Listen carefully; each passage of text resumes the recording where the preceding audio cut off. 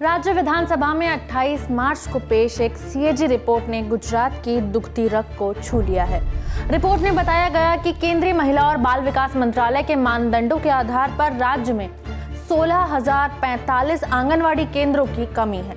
इस रिपोर्ट में और क्या बातें सामने आई हैं और इसने कैसे गुजरात के उस परफेक्ट रोल मॉडल छवि से इतर एक अलग तस्वीर पेश की है, जानेंगे इंडिया टुडे मैगजीन में छपी जुमाना शाह की इस रिपोर्ट के जरिए।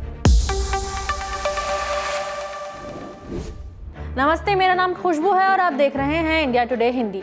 गुजरात में 5,53,00,000 आबादी पर 69,074 आंगनवाड़ी केंद्र होने चाहिए, लेकिन मार्च 2023 तक केवल 53,029 केंद्र थे। इससे ज़्यादा अहम ये कि आंगनवाड़ियों में दर्ज बच्चों की संख्या जितनी होनी चाहिए उससे बहुत कम है। यहाँ तक कि 2011 की जनगणना के आंकड़ों के हिसाब से देखा जाए तो भी बहुत कम।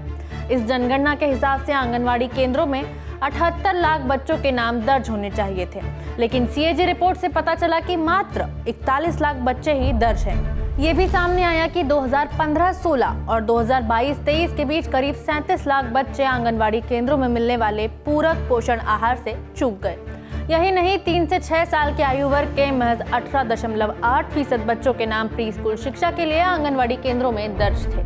ग्रामीण और शहरी आंगनवाड़ी केंद्र बच्चों, स्तनपान करवाने वाली माताओं, गर्भवती महिलाओं और किशोरियों को पूरक आहार और बच्चों को टीके लगाने जैसी कई बेहद अहम सेवाएं मुहैया कराते हैं। 3 से 6 साल के बच्चों को प्री स्कूल शिक्षा के साथ बढ़ते बच्चों में कुपोषण और बौनेपन पर लगाम कसने में इनकी अहम भूमिका है।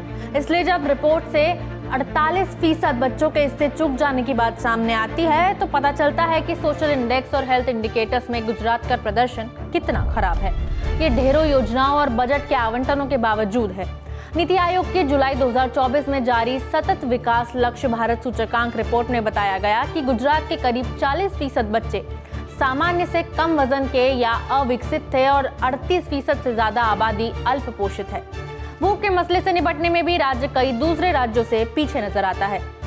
गुजरात का प्रदर्शन इसलिए और भी चिंताजनक है क्योंकि उसका SDG 2 स्कोर 2018 में 49 से गिरकर 2019 में 41 पर आ गया और 2023-24 में 46 पर स्थिर हो गया, जिससे कुपोषण से निपटने के मामले में बहुत थोड़ी प्रगति का पता चलता है।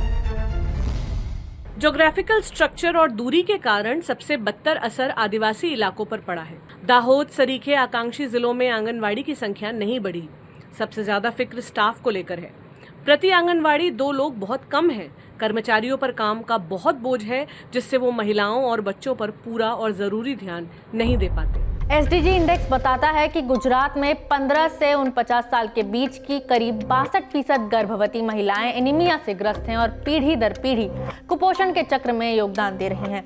भूपेंद्र पटेल सरकार ने कुपोषण का मुकाबला करने के लिए बीते 4 साल में 2 पहलकदमियों का ऐलान किया। एक, मुख्यमंत्री पौष्टिक अल्पाहार योजना, जिसके तहत सालाना 607 करोड़ रुपए का बजट के आवंटन के साथ सरकारी और ग्रांट प्राप्त स्कूलों के छात्रों को प्रोटीन से भरपूर नाश्ता दिया जाता है। दूसरा, प्रसूति और नवजात शिशु की देखभाल बढ़ाने के लिए 75 करोड़ रुपए के आवंटन के साथ न्यूट्रिशन मिशन या पोषण अभियान। फिर भी अभी बहुत कुछ करना बाकी है। हार्डिगर का कहना है कि योजनाओं और धनराशि के आवंटन के नतीजे जमीन पर दिखाई नहीं देते। वो कहती हैं, गर्भ निरोध के बारे में समझ अभी भी बहुत कम है। कुपोषण से होने वाले सभी बाल और मातृ मृत्यु की सूचना नहीं दी जाती क्योंकि खुद आंगनवाड़ी और आशा कार्यकर्ता ही इससे इनकार कर देती हैं। ग्राम सभाओं में इस पर होने वाली चर्चा केवल स्पष्टीकरण मांगने के लिए होती है।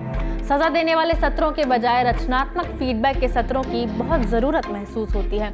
यहाँ आंगनवाड़ी और आशा कार्यकर्ताओं का मनोबल बनाए रखना बेहद जरूरी नजर आता है। वीडियो में इतना ही, शुक्रिया।